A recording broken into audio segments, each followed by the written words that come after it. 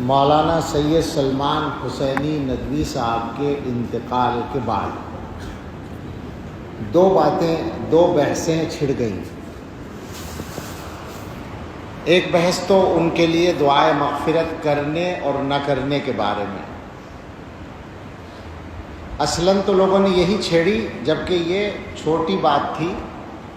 اور کوئی بڑا مسئلہ نہیں تھا، لیکن جن لوگوں نے یہ بات چھیڑی وہ اللہ جانے کہ حق کے نادان دوست تھے یا دانا دشمن تھے، کہ اس کی وجہ سے ایک دوسری بحث چھڑ گئی، اور خاص طور سے ان کا ساتھ دینے والے لوگوں کو موقع مل گیا ان کا دفاع کرنے کا، اور اس کی وجہ سے ایسی صورت بن گئی جیسے حضرات صحابہ رضی اللہ تعالیٰ عنہم کے بارے میں غلط باتیں کرنا، گستاخیاں کرنا، یہ کوئی خاص مسئلہ نہیں ہے، ایک اختلاف رائے ہے، بس ایک آدمی کا عمل تھا۔ بہت سے لوگوں نے شاید اسی کے رد عمل میں تعریفیں شروع کر دی ان کی، کاش یہ بحث نہ چھڑتی، انتقال ہوا، نماز جنازہ ہوتی جیسے سب کی ہوتی ہے اور بات ختم ہو جاتی، لیکن لوگوں نے بحث چھیڑ دی۔ تو اس میں جو زیادہ بڑی بات ہے، زیادہ بڑا مسئلہ ہے، وہی ہے نظریے کا۔ حضرات صحابہ رضی اللہ تعالیٰ عنہم کا مسئلہ معمولی نہیں ہے، اور اس کا تعلق ہدایت اور گمراہی سے ہے، لہذا جو حضرات اس معاملے میں مداہنت سے کام لے رہے ہیں، ان کی حیات میں بھی لیا لوگوں نے اور آج بھی لے رہے ہیں۔ بہت سے لوگوں نے یہ کیا کہ ان کی ان غلط باتوں کو، گستاخانہ باتوں کو علمی اختلاف سے تعبیر کیا۔ لوگوں کو یہی پتہ نہیں ہے کہ اختلاف کیا ہوتا ہے، اور یہ جو بات ہے کہ اختلاف رائے کو برداشت کرنا چاہیے، تو کون سا اختلاف رائے ہے جو برداشت کرنے کی گنجائش ہے، اور کون سی بات ہے جس کے بارے میں چپ رہنے کی گنجائش نہیں ہے۔ آج بھی کسی صاحب نے لکھا ہے، انداز ایسا ہے، بڑی مشکل ہے، انداز ایسا ہے جیسے مولانا کی بات کی تردید کرنے والے ان کی عزت سے، ان کی مقبولیت سے حسد کی بنیاد پر ایسا کرتے ہیں۔ لا حول ولا قوت الا باللہ، اس سے بڑی غلط بات تو ہو ہی نہیں سکتی۔ عزت تو ان کی اس وقت تھی جب وہ صحابہ کے بارے میں گستاخی نہیں کرتے تھے، کیا اس وقت کوئی حسد کیا گیا ان کے ساتھ؟ سوال یہ ہے، جب انہوں نے یہ غلطی شروع کی تو غلطی کو غلطی کہا گیا، اس کا تعلق حسد سے نہیں ہے، اور یہ وہ اختلاف نہیں ہے کہ صاحب علمی اختلاف میں ایک دوسرے کی رائے کو برداشت کرنا چاہیے، یہ تو امت کے اندر گمراہی کا راستہ کھولنے والی بات ہے۔ اور میں بہت ہی تکلیف کے ساتھ یہ بات کہوں گا کہ اس طرح کے مسائل کی سنگینی کو سمجھنے میں کمزوری دکھانے والے صرف جماعت اسلامی کے لوگ یا صرف ان کے تلامذہ نہیں ہیں، ہمارے فضلاء بھی بہت سے پائے جاتے ہیں۔ میری سمجھ میں نہیں آتا کہ ایسا کیوں ہے۔ جو لوگ دین کی سمجھ گہرائی کے ساتھ رکھتے ہیں، ان کو یہ بات معلوم ہے کہ امت میں کون سے مسائل ایسے ہیں جو بالکل علامت کا درجہ رکھتے ہیں۔ بالکل سادہ سے انداز میں پوچھتا ہوں کہ صحابہ کرام کے سلسلے میں مولانا مرحوم کے رویے کے بعد کسی کی ہمت ہے، ان کا دفاع کرنے والوں کی بھی ہمت ہے کہ وہ یہ ثابت کر دیں کہ ان کو اہل سنت والجماعت میں شامل مانا جائے؟ تو صحابہ کے مسئلے کو اس موقع سے ہلکا بنانے کی کوشش نہ کی جائے۔ ظاہر انتقال کے بعد ایک ہمدردی ہوتی ہے، ہمیں بھی ہے، لیکن ہم جو دیکھ رہے ہیں کہ اس موقع کا غلط استعمال کیا جا رہا ہے۔ بہت سے لوگ تعریفوں کے مضامین لکھ رہے ہیں، تعریفیں کسی آدمی کی بے شک کی جا سکتی ہیں، ذاتی طور پر اس واقعے سے پہلے، صحابہ کی گستاخی سے پہلے ان کے کمالات کو مانا جاتا تھا۔ اللہ تعالیٰ نے ان کو بہت صلاحیتیں دی تھیں،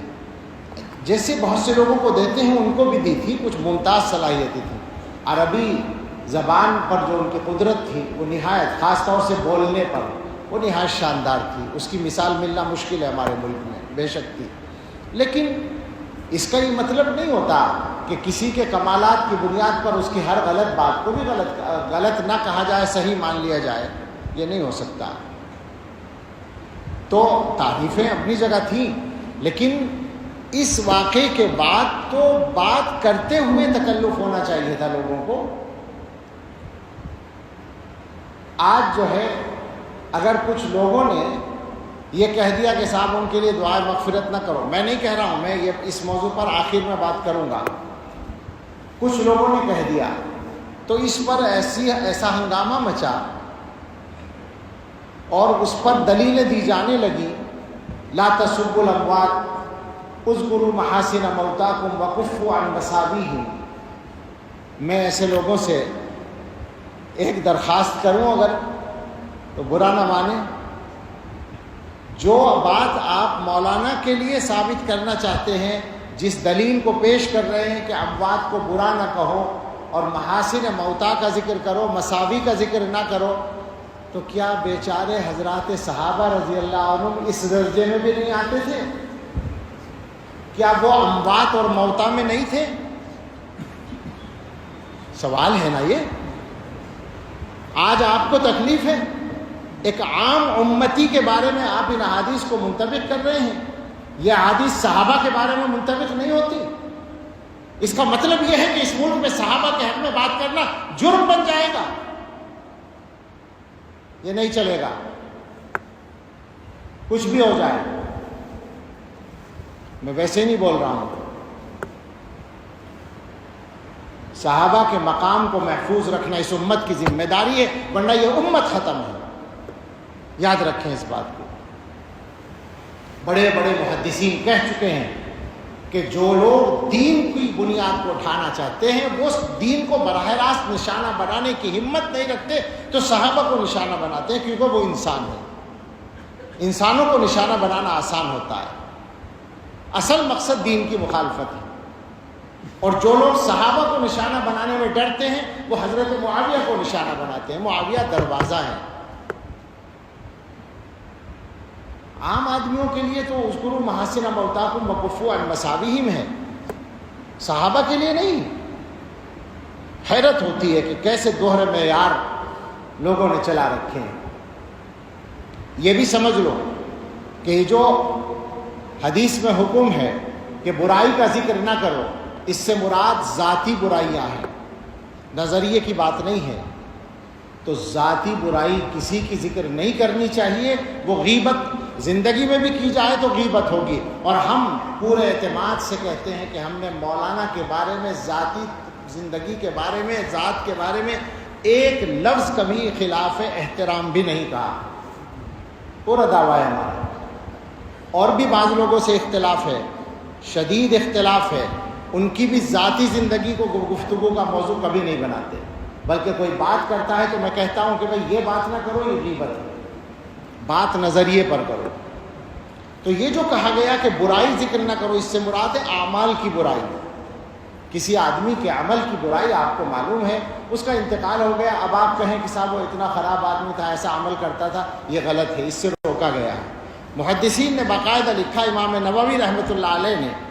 کہ کفار اس سے مستثنا ہیں کفر کی بنیاد پر، منافقین مستثنا ہیں، اہل بدعت مستثنا ہیں، مبتدعہ کے ان کے نظریے کا ذکر کیا جائے گا غلطی کے، اس کو ظاہر کرنے کے لیے۔ تو لہٰذا اگر کوئی آدمی یہ کہے کہ گستاخی صحابہ، حضرت معاویہ رضی اللہ عنہ کی شان میں گستاخی یا دوسروں کی شان میں گستاخی، یہ غلط بات تھی، یہ ان کا غلط عمل تھا، تو یہ اس کے ذیل میں نہیں آتا کہ برائی ذکر نہ کرو۔ ہاں ان کی ذات پر، ان کی شخصیت کی ذاتی چیزوں پر کوئی انگلی اٹھائے تو غلط ہوگا، یہ مسئلہ نظریے کا ہے۔ تو حضرات صحابہ کے بارے میں ان تمام حضرات سے گزارش ہے جو ڈھل مل ہیں، اس معاملے میں کمزور ہیں، اور میں دیکھ رہا ہوں بہت لوگ ہیں، اور یہ خطرناک بات ہے، یہ انہی کے لیے خطرناک ہے جو غلطی کر رہے ہیں، یہ اچھی طرح یاد رکھیں۔ وہ سب اس معاملے میں صحیح راستے پر آ جائیں، اور وہ صحیح راستہ میرا یا آپ کا طے کیا ہوا نہیں ہے، وہ صحیح راستہ فقط علماء دیوبند کا طے کیا ہوا نہیں ہے، وہ اس امت کے سارے بڑے علماء کا طے کیا ہوا راستہ ہے۔ اس میں کوئی اختلاف نہ ابن تیمیہ کا ہے نہ ابن قیم کا ہے، وہ سب اس کے بڑے داعی ہیں صحابہ کے مقام کی حفاظت کے۔ اس میں کوئی اختلاف نہ ابو حنیفہ کا ہے، نہ مالک کا، نہ شافعی کا، نہ احمد کا، کسی کا کوئی اختلاف نہیں ہے، وہ متفقہ چیز ہے۔ اس متفقہ معاملے میں، اس متفقہ معیار میں لوگ باتیں بنانے کی گنجائش نکالنا چاہتے ہیں، اپنے آپ کو زیادہ بڑا سمجھتے ہیں، صحابہ کے بارے میں بات کرنے کی ہمت کرتے ہیں، اور موقع ڈھونڈتے ہیں، موقع تلاش کرتے ہیں۔ ایسے لوگوں کو توبہ کرنی چاہیے۔ بہت لمبی بات نہیں کرنا چاہتا، صحابہ کے موضوع پر تو بہت ساری تفصیلات ہیں، دلائل ہیں، میں بس اس بات پر آتا ہوں کہ ان کے لیے دعائے مغفرت کی جائے نہ کی جائے، تو بالکل صفائی سے بات ہے